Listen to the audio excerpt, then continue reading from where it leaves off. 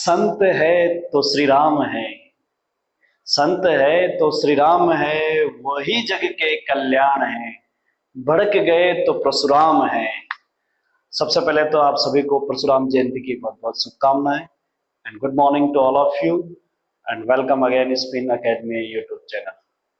दोस्तों, आज के सेशन में हम डिस्कशन करेंगे the numerical of Henry's law. In this session, we will discuss some questions based on the Henry's law. चलिए फर्स्ट क्वेश्चन लेते हैं और क्या है इस क्वेश्चन में उसको समझने की कोशिश करते हैं।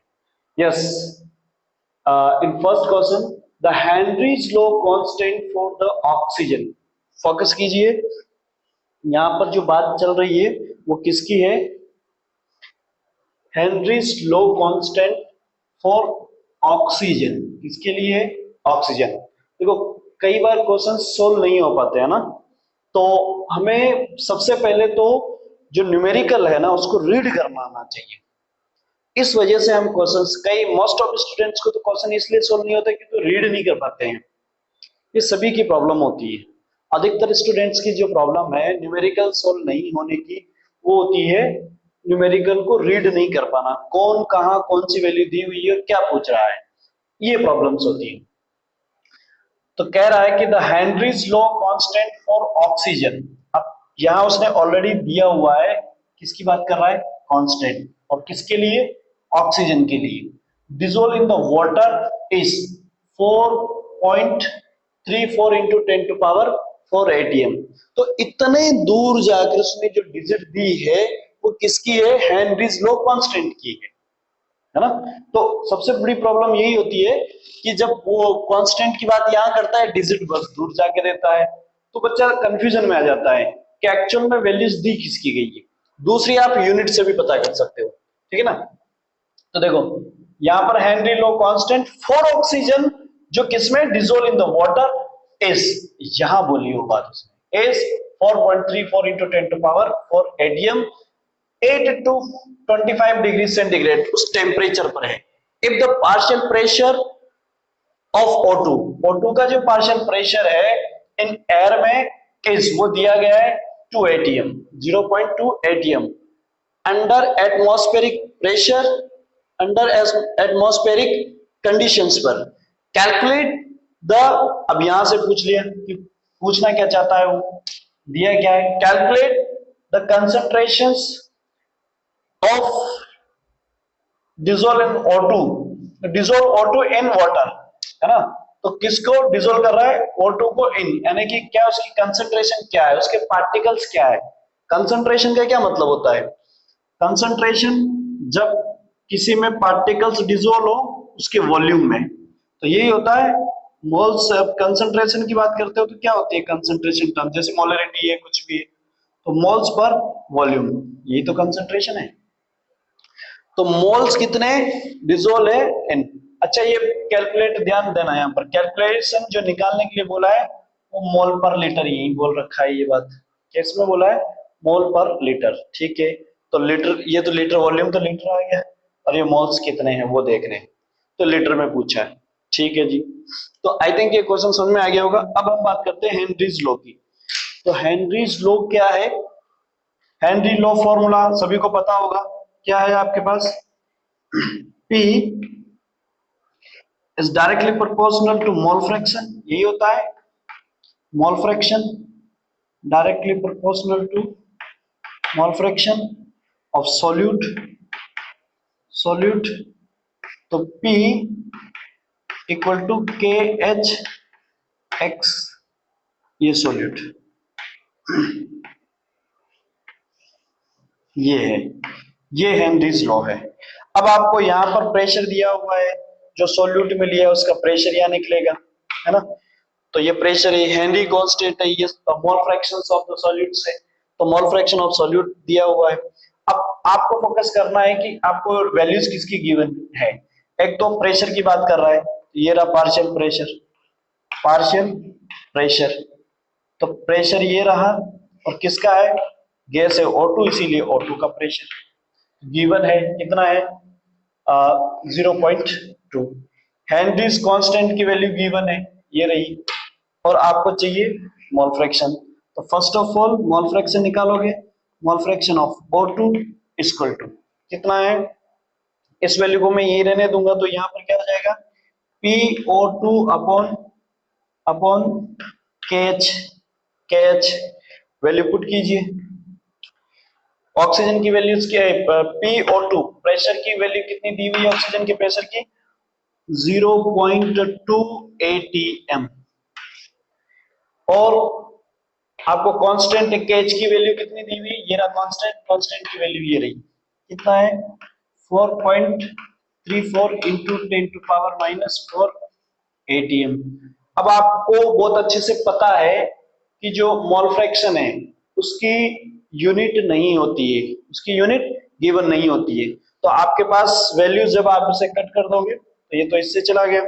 अब इस वैल्यूज को आप कैलकुलेट करोगे तो आपको वैल्यूज आ जाएगी O2 इक्वल टू, इसे हटा दीजिए एक बार, यहां आ गया 10, इसे हटा दीजिए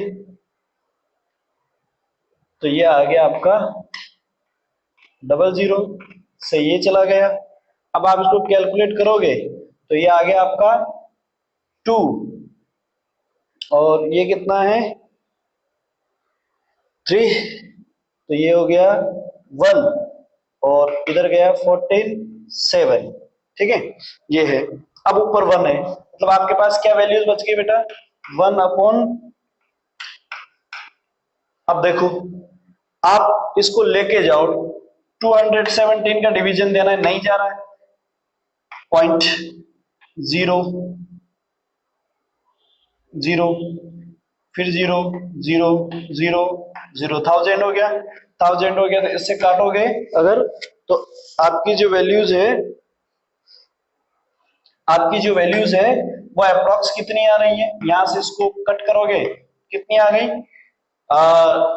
200 है, 4 टाइम करोगे तो 800 हो जाएगा, मतलब अप्रोक्स जो है आपका 800 यानी 4 टाइम्स जा रहा है, कितना जा रहा है 4 टाइम, ये वैल्यूज आ जाएगी आपकी 4.6 इंटू 10 टू पावर, अब 10 टू पावर कितनी है, 4 इधर है, ठीक है, 4 कहाँ है, ये रही, अच्छा यहां पर ये 4 है, तो मुझे 6, तो मुझे चाहिए ये 4 पॉइंट में, तो मैं कहां जाके पॉइंट लगाऊं, 3 यहां पे, तो मेरे पास 3 आ जाएगा ना, नीचे पॉइंट लगाऊंगा 3 आ जाएगा, 3 इधर है, और ये 10 से कट ही जाएगा, नीचे आएगा तो आपका आ जाएगा 10 टू पावर -6, 10 टू पावर -6, ये लो, तो आपकी वैल्यूज आ गई 10 टू पावर -6। अच्छा ये गलती की ना मैंने, 4 है, हाँ तो ये ऊपर जाएगी तो 4, पहले 1 से 1 काट तो बच गई 10 टू पावर 3, और 3 यहाँ की होगी तो 6, ये ध्यान रख लेना 6 है, तो आपका ये आ चुका है वैल्यूज। अब देखो आपको क्या करना है बेटा, जब आपकी वैल्यूज निकल के आ गई है मोल फ्रैक्शंस की, आई थिंक ये विजिबल होगा आपको, तो यहां पर मैं, मुझे चाहिए ये तो मोल फ्रैक्शन आ गया, मुझे चाहिए मोल्स, क्योंकि यहां उसने दिया है मोल्स निकालना, तो मोल फ्रैक्शन क्या होता है, मोल फ्रैक्शंस किसका निकालना है, O2 का, तो O2 का है तो O2 के मोल्स, तो moles of O2 upon moles of O2 plus moles of H2O solvent के, ठीक है, तो टोटल मोल्स जिसके निकालने उसके मोल्स अपॉन टोटल मोल्स, ये क्या होता है, मोल फ्रैक्शन होता है, क्या होता है, मोल फ्रैक्शन होता है, तो मुझे किसके मोल चाहिए, एस इसके। अब ऐसी कंडीशन पे ये फोकस रखना है इस बात पर, अगर आपको इधर, ध्यान देना मैंने जब पढ़ाया तब भी बोला था ये बात कि जब आपको ये इधर वैल्यूज दी गई है और इधर आपको कोई n की वैल्यू निकालनी है इधर, और मोस्टली हम सोल्यूट की वैल्यू निकालते हैं, जब हम सोल्यूट की वैल्यू निकालते हैं तो इधर जब वैल्यूज निकालनी होगी ना बेटा, तो इधर हमें एक चीज नेग्लेक्ट करनी पड़ेगी, उसके बगैर आपका आंसर नहीं आएगा। तो मुझे मोल्स निकालने हैं सोल्यूट के, तो ये सॉल्वेंट में जो मोल्स होंगे ना थोड़े बहुत, उसको मैं नेग्लेक्ट कर सकता हूं, तो मैं यहाँ क्या बोल सकता हूं, NO2 is less than NH2O, ये निकाल सकता हूं। तो मेरे पास यहां पर जो N है ना वो नेगलेक्ट हो जाएगा, तो यहां सिर्फ नीचे क्या बच जाएगा, NH2O बचेगा, ऊपर NO2 बचेगा।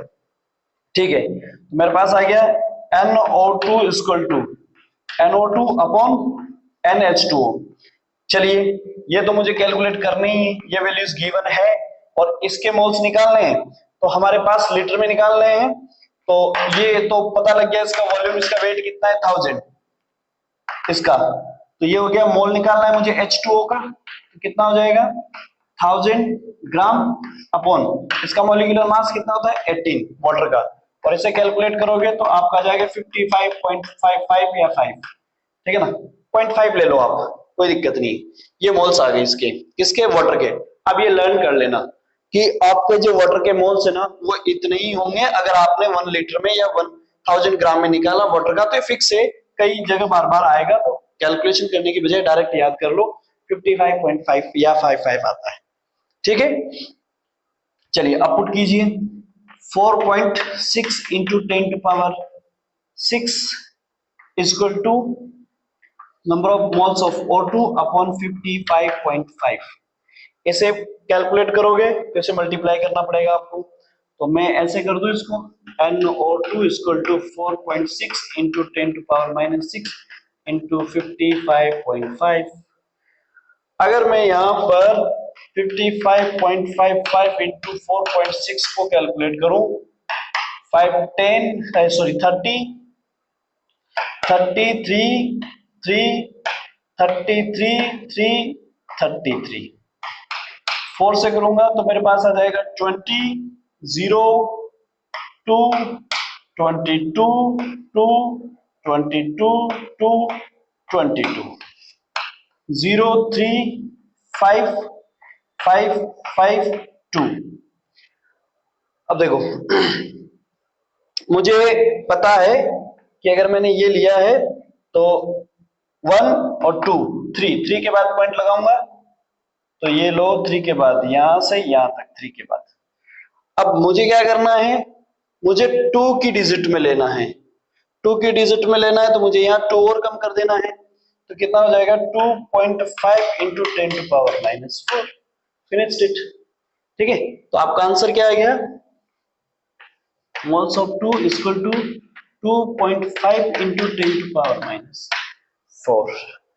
ये आपका मोल आ चुका है, बात सही है। तो ये आपका न्यूमेरिकल सोल्व हो चुका है, और इसकी वैल्यूज जो मोल्स आई है वो निकल के पर लीटर में कितनी आई है, पर लीटर में मोल पर लीटर, आप देख सकते हो मोल्स है ना, किसमें मोल पर लीटर में निकल के आई है। तो कितना है 2.5 इंटू 10 टू पावर माइनस 4। तो आई थिंक आपको ये न्यूमेरिकल समझ में आ गया होगा। चलिए अब बात कर लेते हैं सेम एज इट इज जो वैल्यूज है उसी की तरह का, मतलब पहला वाला जो न्यूमेरिकल है सेम वैसे का वैसा ही न्यूमेरिकल एक और है अपने पास, ये रहा। आई थिंक लास्ट में विजिबल नहीं होगा, तो मैं इसे थोड़ा सा सेट कर देता हूं।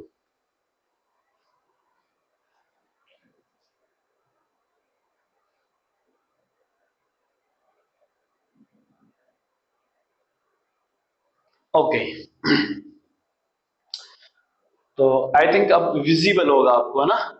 तो कह रहा है if N2 gas is bubbled through the water at 293 Kelvin, how many milli moles, यहां पे फोकस करना है, क्या है, how many milli moles of N2, मतलब वही फिर से बात होगी, जब मिली मोल्स मोल्स की बात कर रहा है तो मोल्स कैलकुलेट करने के लिए बात कर रहा है, बस बात इतनी है कि मिली की कर रहा है, किसकी कर रहा है, मिली की बात कर रहा है।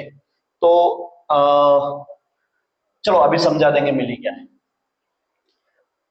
वो dissolve in 1 litre of water, यहां पे भी लीटर की बात हुई है, मतलब आपका जो यहाँ पर वॉल्यूम मोल्स आएगा वो भी 55.5 ही आएगा, किसका, वाटर का। चलिए assume that N2 exert partial pressure, exert दिया है लेकिन इस बार बार में, यानी कि 1 atm जो होता है वो अप्रॉक्स होता है 0.987 बार होता है, क्या होता है, बार होता है। ये ध्यान रखना, वहां पर वैल्यू चाहिए। आप अप्रोक्स 1 भी ले सकते हो बाद में, कोई वो नहीं है। Given Henry's law constant value constant of N2 at 293 kelvin is, ये दे रखी, लेकिन किसमें है, किलो बार में। किसमें बेटा, किलो बार में। तो जो किलो बार की वैल्यूज है ना, ऊपर वैल्यू बार में, मुझे बार में लानी है, तो 7.648 इंटू 10⁻³ बार, ये हो गई किलो बार की। तो मैंने किस में कर दी, बार में कर दी वैल्यूज। ठीक है जी। अब आ जाइए हेनरीज लॉ। सबसे पहले पुट कीजिए formula, P equal to KH mole fraction. अब P आपको कैलकुलेट करना है, सॉरी मोल फ्रैक्शंस निकालना है आपको सबसे पहले। क्यों, क्योंकि आपको पार्शियल प्रेशर दिया हुआ है। कहां दिया हुआ है, ये दिया हुआ है। हेनरीज लॉ कांस्टेंट दिया हुआ है, कहां दिया हुआ है, ये दिया हुआ है। तो पुट कीजिए, यानी कि मुझे पहले मोल फ्रैक्शन निकालना है। Mole fraction of N2 equal to P N2 partial pressure and KH। ठीक है जी। मैं निकालता हूं N2 इक्वल टू कितना है, 0.987 अपॉन बार में है बेटा, यहां पर भी 76.48 इंटू 10⁻³ बार। बार से गया बार, विदाउट यूनिट हो गया हम मोल फ्रैक्शंस। ओके, अब मैं ऐसा करता हूं, इसको हटा देता हूं, मैंने लगा दिया नीचे 1000, और इसको मैं सिर्फ यहां लेके जाता हूं, तो ये हो गया मेरे पास 10, मैंने यहां लगा दिया एक हटा के। मुझे लगता है आपको नजर आ रहा होगा 764 और ऊपर आ रहा है 987, तो ये 1 टाइम्स जा सकती है, 1 पॉइंट समथिंग वैल्यूज आएगी। तो ये वैल्यूज आएगी आपकी 1.29 इंटू 10⁻। अब 10⁻ को सेट कर दीजिए थोड़ा सा सर, 10⁻ सेट करें तो ये गया इससे, ये कितना हो गया, इंटू 10⁻⁻5। ये वैल्यूज आ गई आपकी N2 की, आ गई। फिर से वैल्यू में क्या चक्कर है अपना, फिर से वैल्यू में चक्कर है कि हमें मोल्स निकालने N2 के, जबकि हमें अभी निकाल लिया मोल फ्रैक्शन। मोल फ्रैक्शन निकाल लिया है तो हमें मोल्स निकालोगे तो क्या, वही वाली बात, क्या होता है mole fraction, mole fraction of N2 equal to moles of N2 upon moles of N2 plus moles of water as a solvent। ठीक है, अब आपको फिर से नेगलेक्ट करना है यहां पर, है ना, इसको N2 को। why, because the moles of N2 is very less as compared to moles of H2। तो मैं यहां नेगलेक्ट कर सकता हूं, और मैंने नेगलेक्ट किया तो ये नेगलेक्ट, तो ऊपर N2 और यहां पर ये, तो फॉर्मूला क्या हो जाएगा मेरे पास, N2 equal to NN2 upon NH2। ये आप सोल्व कर दोगे। अब जब ये आ गया है तो देखो जरा, ये वैल्यूज गिवन है, कितनी है, 1.29 into 10⁻⁻5 equal to N2 upon water की वैल्यूज क्या होगी, क्योंकि ये भी लीटर में है, तो वही 55.5। आप समझ गए होंगे कैसे निकाला हमने, यहां पर जो वैल्यू कैलकुलेट की थी हमने, है ना, 1000 ग्राम में 18 का डिवीजन देंगे तो अपना कितना आ जाएगा, 55.5 आ जाएगा। तो 55.5 ये वैल्यूज आ जाएगी। इसको मल्टीप्लाई करोगे तो N2 equal to 1.29 into 10⁻⁻5 equal to 55.5, ये आ जाएगी 7.16 इंटू 10⁻⁴, कितनी आ जाएगी, 10⁻⁴ मोल आ जाएगी। अब ये मोल आई है, क्या ये बेटा, मोल आई है, 7.16 इंटू 10⁻⁴ मोल्स वैल्यू आपकी आई है।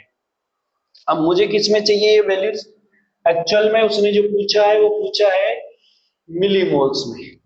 तो मिलीमोल्स के लिए क्या करोगे, सेंटी डेसी, देखो बेस होता है, मैं यहां समझा देता हूं, यहां पे देखो बेस 0, तो deci 10⁻⁻1, centi 10 to power minus 2, milli 10 to power minus 3, ऐसे ही डेका 10, है ना। तो इस तरह से चलोगे आप ऊपर की वैल्यूज, तो आपका सेंटे में और इस तरह से वैल्यूज आती चली जाएगी किलो में, है ना। तो किलो क्या हो जाएगा, 10 टू पावर 3 हो जाएगा। तो इस तरह से वैल्यूज आएगी। तो हमें क्या चाहिए, मिली। मिली चाहिए तो 10 to power minus 3, 10 to power minus 3 है तो मैं क्या कर दूं, उसका डिवीजन। सही है। तो चलिए इस वैल्यूज को मैं क्या कर देता हूं, divide by 10 to power minus 3 milli निकालने के लिए। अगर मैं इसको यहां से यहां कैलकुलेट करता हूं तो मेरे पास क्या आ जाता है ऊपर, 10 टू पावर माइनस 1। मुझे लगता है 10 टू पावर माइनस 1 यानी कि 7.6 अपॉन 10, ऊपर जो माइनस 1 था उसको नीचे ले आया, नीचे लेके आ गया। तो मैं इस वैल्यूज को ऐसे नहीं लिख सकता क्या, वापस पॉइंट लगा दो इधर, तो हो जाएगा N2 moles equal to 0.716 millimole. Millimole, millimole ये आ गया, कितना है, 0.716 मिलीमोल। आई होप कि आपको दोनों न्यूमेरिकल समझ में आ गए होंगे। अब हम चलते हैं हेनरीज लॉस के और डिफरेंट टाइप से क्या पूछना चाहता है। अच्छा पहले समझ लेते हैं थोड़ा सा। देखो भैया, आपसे मोल्स निकलवा सकता है, आपसे मोल फ्रैक्शन भी निकलवा सकता है। अगर मोल फ्रैक्शन निकलवाएगा तो आपका आंसर यही कुछ आ जाएगा। ठीक है, आपसे हो सकता है मोल फ्रैक्शन गिवन हो या मोल गिवन हो। ध्यान से सुनिएगा, अगर दोनों मोल्स दिए हुए हैं या दोनों वेट दिया हुआ है ना। जैसे यहां पर वैल्यू समझो आप, ये क्या है, मोल्स है। मोल्स है तो ये कैसे निकलेंगे, मोल्स है तो ये निकल जाएंगे आपके गिवन वेट से। मोल का मतलब क्या होता है, वेट अपॉन मॉलिक्यूलर वेट। तो वेट अपॉन मॉलिक्यूलर वेट, तो वो कहां तक जा सकता है, वो जा सकता है आपको वेट दे दे। अगर आपसे इधर से नहीं इधर वैल्यू पूछी है, जैसे P पूछा है, हेनरी कांस्टेंट पूछा है, उधर चला गया, तो P वैल्यूज अगर पूछी है आपसे, प्रेशर्स पूछा है, तब आपको नेग्लेक्ट नहीं करना है। वेट है तो मोल निकाल लो, मोल है तो डायरेक्ट मोल पुट कर दो। मोल फ्रैक्शन ही दिया है तब तो आपको सीधा यहां आना है। और अगर मोल फ्रैक्शन नहीं दिया है, मोल्स दिया है, तो ये इसकी जगह पुट करके फिर निकाल लो। अगर ये नहीं दिया है, वेट दिया है, तो वेट पुट करके मोल निकाल के और मोल पुट करके फिर ये निकाल लो। तो आपसे ज्यादा हेनरी के अंदर वो घूमेगा तो इस तरह से घूमेगा। आपसे ये दोनों दे दे तो हेनरीज कांस्टेंट कैलकुलेट करवा सकता है। ठीक है, तो इस तरह से वैल्यूज आपसे कैलकुलेट करवा देगा। चलिए अब डिफरेंट टाइप के जो न्यूमेरिकल है उस पर थोड़ी सी और बात कर लेते हैं।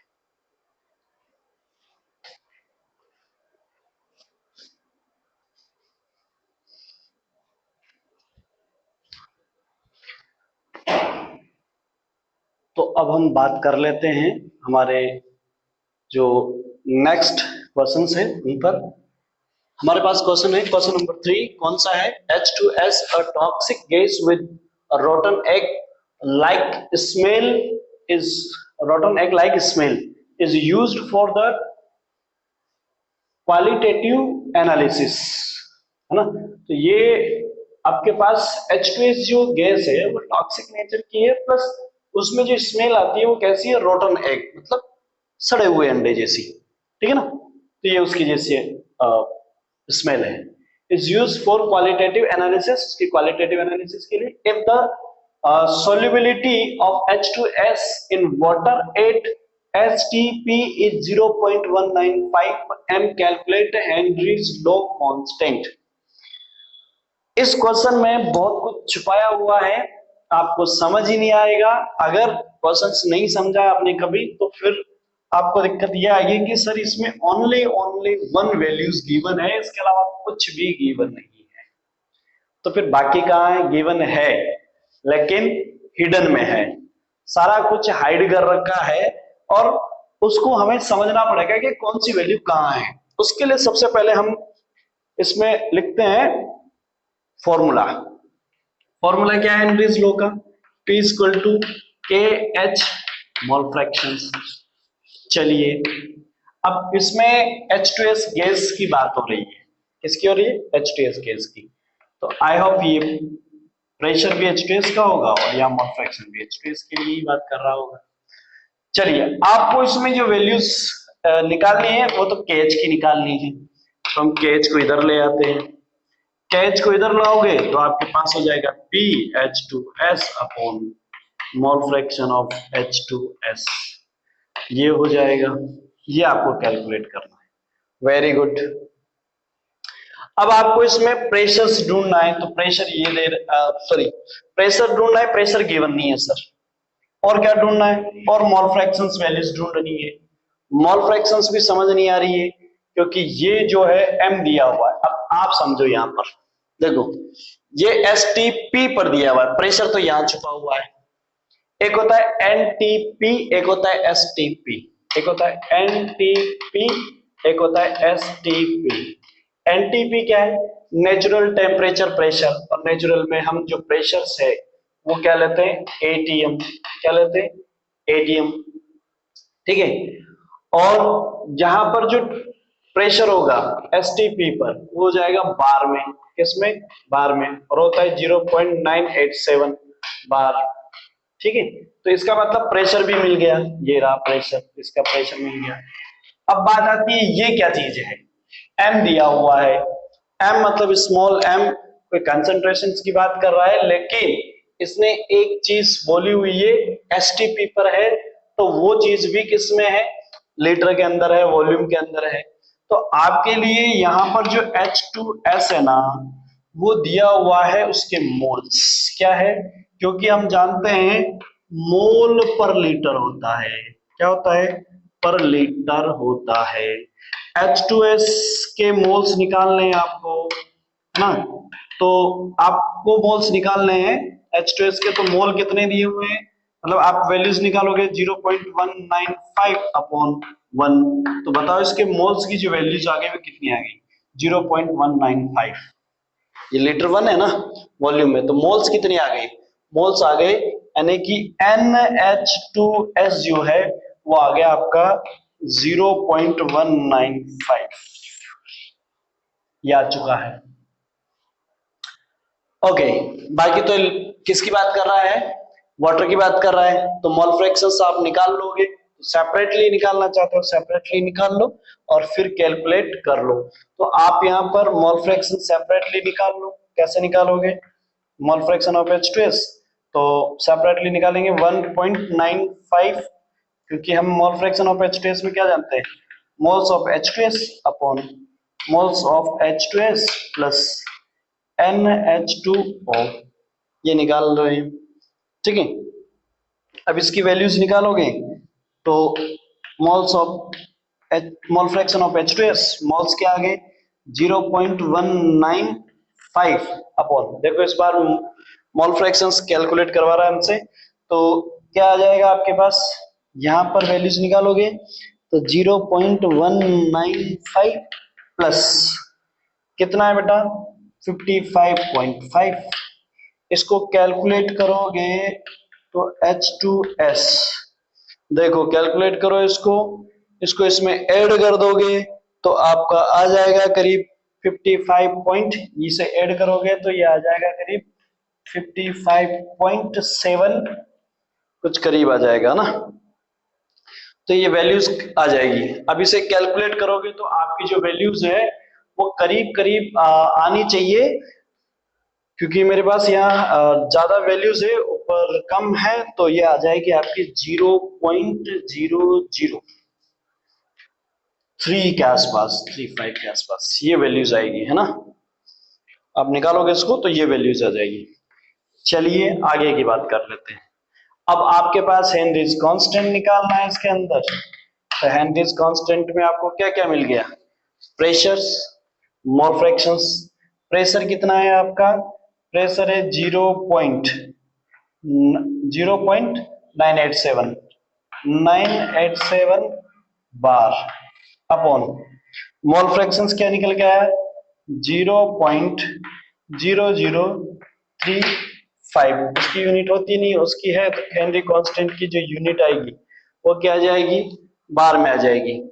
तो अब इसको सोल्व करेंगे तो आपके चली जाएगी ऊपर 4, नीचे आ जाएगी 3, 1 2 3 4, ये चला गया 4 और ये चला गया 3, इससे ये कट गया 0।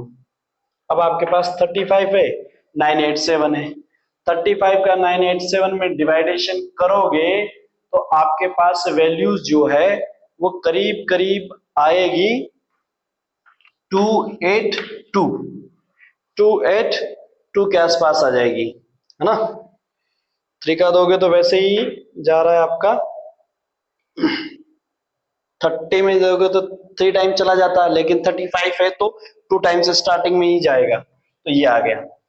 अच्छा, इसमें एक चीज और, यहां इसने इसलिए बोला है अगर आप एनटीपी भी लेते तो एनटीपी में आपको एटमॉस्फेरिक प्रेशर है ना 0.97 की जगह क्या रखना पड़ता, 1 रखना पड़ता। तो आंसर आपका ये तो अभी किसमें आया, बार में, हेनरी कांस्टेंट के एच।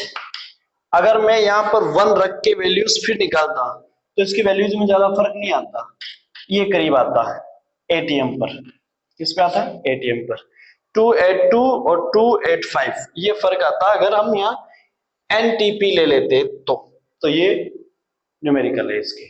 आई होप आपको बार में निकालना और एटीएम में निकालना भी समझ में आ गया होगा। चलिए अब बात कर लेते हैं नेक्स्ट न्यूमेरिकल पर, क्या है देखो जरा। नेक्स्ट न्यूमेरिकल में दिया हुआ है Henry's law constant for CO2 in water is 1.67 into 10 to power 8 pascal. Very good, अब की बार मामला पास्कल है। देखो हमने किस किस पे न्यूमेरिकल किया है, हमने O2 पे कर लिया, N2 पे कर लिया, CO2 पे कर लिया, H2S पे कर लिया। तो गैसेस जो है मोस्टली जिनसे क्वेश्चंस पूछने वाला है वो मोस्टली हमने की है। और ये न्यूमेरिकल बड़ा जबरदस्त है क्योंकि हमारे कोका कोला का न्यूमेरिकल है ना, कोल्ड ड्रिंक का न्यूमेरिकल है ये। देखो जरा, सोडा वाटर की बातें करेगा यहां पर ये। Henry's law constant for the CO2 in water is 1.67 into 10 to power 8 pascal 8298 kelvin. Calculate the, ओहो बड़ी जबरदस्त बात की है इसने, क्या है, क्वांटिटी की बात की है इसने, क्वांटिटी ऑफ CO2। अब देख लो, क्वांटिटी ऑफ CO2 की अगर बात कर रहा है तो आपको क्या करना पड़ेगा, क्वांटिटी ऑफ CO2 के अंदर यहां पर उसके क्वांटिटी यानी ग्राम में वेट चाहिए CO2 का, कितना आपने लिया था और उसे डिसोल्व किया था। CO2 का ग्राम में वैल्यू चाहिए, वो कितना लिया CO2 वेट में और उसको आपने डिसोल्व किया, ये पूछना चाहता है क्वांटिटी में, ठीक है ना। इन 500 ml ऑफ सोडा वाटर, देख लो सोडा वाटर की बोतल है, उसमें CO2 फिल कर रहा है, ठीक है, और उसके CO2 की कितनी क्वांटिटी हमने सोडा वाटर में फिल की और कितना प्रेशर लगाया, when packed under 2.5 atm of CO2 pressure at 298 Kelvin। हमने जब बोतल ली सोडा वाटर की, उसके अंदर हमने CO2 डाला है और जब उसका हेनरीज कांस्टेंट की वैल्यू ये रही होगी, तो जब हमने उसमें CO2 फिल किया तो प्रेशर देके फिल किया। आपने पता है कि सोडा वाटर को ओपन करो तो CO2 जो है प्रेशर के साथ, गैस के साथ एकदम से साउंड से बाहर आती है, कोई भी कोल्ड ड्रिंक है साउंड के साथ बाहर आती है। तो हमने क्या किया कि उसको देखना चाहते हैं कि CO2 की क्वांटिटी हमने उस बोतल में कितनी डाली थी, निकालना है, तो सिर्फ हमें कांस्टेंट चाहिए था, दे दिया पास्कल में। अब हमें उसका प्रेशर भी दिया है कि हमने कितना प्रेशर लगाया, एनवायरनमेंट के कंपैरिजन में हमने ज्यादा प्रेशर लगाया क्योंकि एनवायरनमेंट का कितना था 1 atm, हमने लगाया 2.5 atm लगाया CO2 पर और उसमें फिट कर दी CO2 बोतल के अंदर। तो अब वो पूछ रहा है CO2 कितनी डाली थी आपने। चलिए जी बात कर लेते हैं, पहले तो थोड़ा सा कन्वर्जन कर लेते हैं। ये अपने पास एटीएम में है, कौन दिया हुआ है, प्रेशर दिया हुआ है, ये आ गया P, ये आ गया आपका P किसका, CO2 का, किसमें दिया है 2.5 atm में दिया है, क्योंकि हमें वैल्यूज एक में लानी है, या तो एटीएम में लाओ या पास्कल में लाओ, पास्कल में लेके आते हैं। तो 1 atm इक्वल टू होता है 101 325 पास्कल एंड 101 325 पास्कल होता है। अगर ये है तो आपको क्या करना है, जो वैल्यूज है एटीएम उस पर पास्कल वैल्यूज रख दो। PCO2, हाँ CO2 इक्वल टू 2.5, एटीएम की जगह क्या रख दूं 325 पास्कल। अब मैं 1 2 3 4 5 5 के बाद पॉइंट लगा दूं तो मेरे पास क्या हो जाएगा 2.5 into 0.0 into 10⁵ pascal. I think आपको ये 1 दिख रहा होगा, 1 को 2.5 से मल्टीप्लाई करोगे तो आपके पास आएगा 2.5 इंटू 10⁵ पास्कल। आगे डिजिट लोगे तो यहाँ पर थोड़ा सा चेंज आ जाएगा, 2.533 या 7 के आसपास कुछ वैल्यूज आएगी। तो ये आपका वैल्यूज आ गया, यानी कि आपने PCO2 निकाल लिया है। ओके, हेनरी कांस्टेंट आपको दिया हुआ है, क्या है 1.67 इंटू 10⁸ पास्कल दिया हुआ है। आपको फॉर्मूले में मोल फ्रैक्शंस और मोल फ्रैक्शंस है उसकी वेट निकालनी है। चलिए आ जाइए, हेनरीज लॉ पुट कीजिए। क्या ये विजिबल है आपको? आई होप कि ये विजिबल नहीं होगा, आई थिंक, है ना? हाँ, आई थिंक ये विजिबल नहीं है। विजिबल नहीं है तो मैं थोड़ा सा इसको सेट कर देता हूँ, इधर थोड़ा सा क्वेश्चन। Very good. चलिए अब आपको विजिबल होगा तो देखो जरा, यहाँ का लास्ट जो डिजिट था वो विजिबल नहीं होगा तो अब हो गया होगा। चलिए, आपका फॉर्मूला क्या है, PCO2 equal to Henry constant और मोल फ्रैक्शन ऑफ CO2। ये आपका न्यूमेरिकल का फॉर्मूला है। आपको ये निकालना है क्योंकि दो वैल्यूज दी गई है। CO2 equal to PCO2 upon Henry constant values निकाल लो। CO2 इक्वल टू क्या है, वैल्यूज कहाँ है, ये रही 2.5 इंटू 10⁵ पास्कल। दूसरी वैल्यू है 1.67 इंटू 10⁸ पास्कल। आई होप कि ये तो आपका कट गया, 5 से 8 कट गया।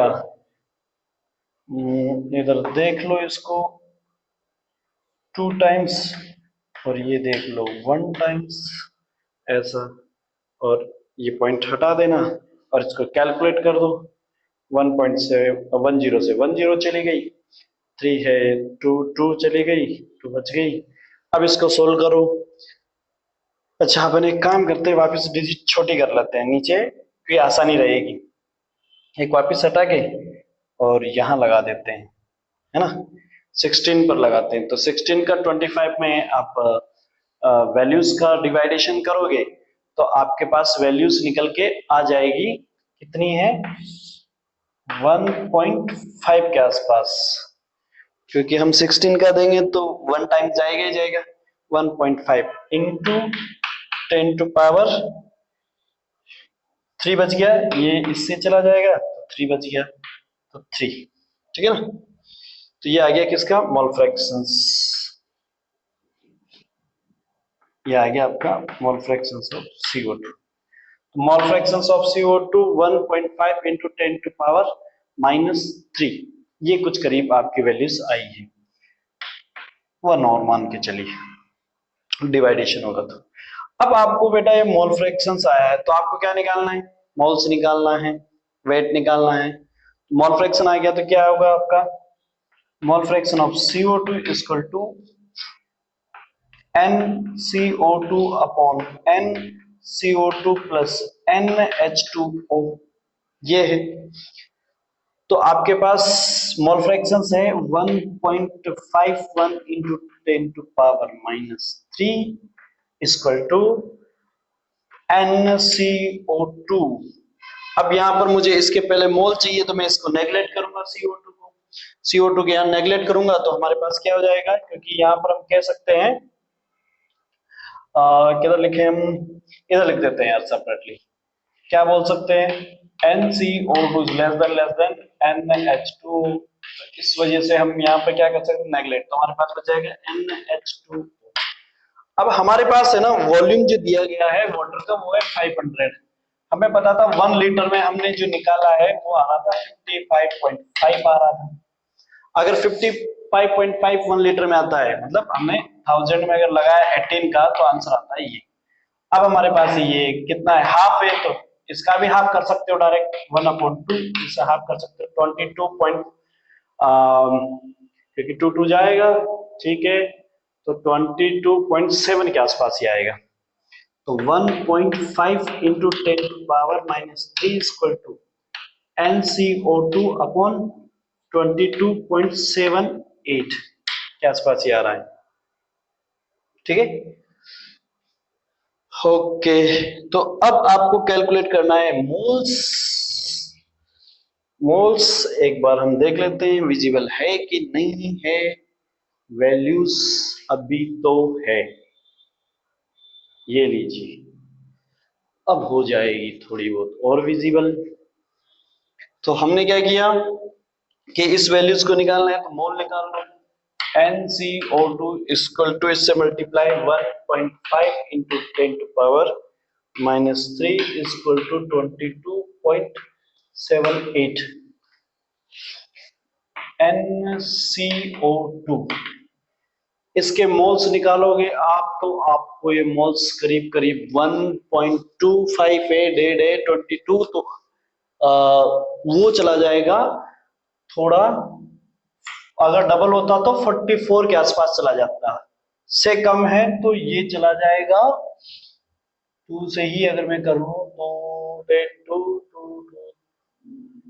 पावर लगी, ठीक है, 42.14 इंटू 10⁻³ इंटू 10⁻³ मोल आ गया आपका, क्या आ गया, मोल आ गया। चलिए ये आ गया। अब आपसे ना मोल पूछता तो हम मोल निकाल देते, अभी तक के क्वेश्चंस में हम मोल पूछ रहे थे, निकाल दिया, लेकिन हमसे मोल नहीं पूछा, हमसे पूछा है क्वांटिटी। क्वांटिटी पूछा है तो हम जानते हैं कैसे कि मोल निकालना है, तो मोल कैसे निकालते हैं, वेट अपॉन मॉलिक्यूलर मास, कैसे निकालते हैं।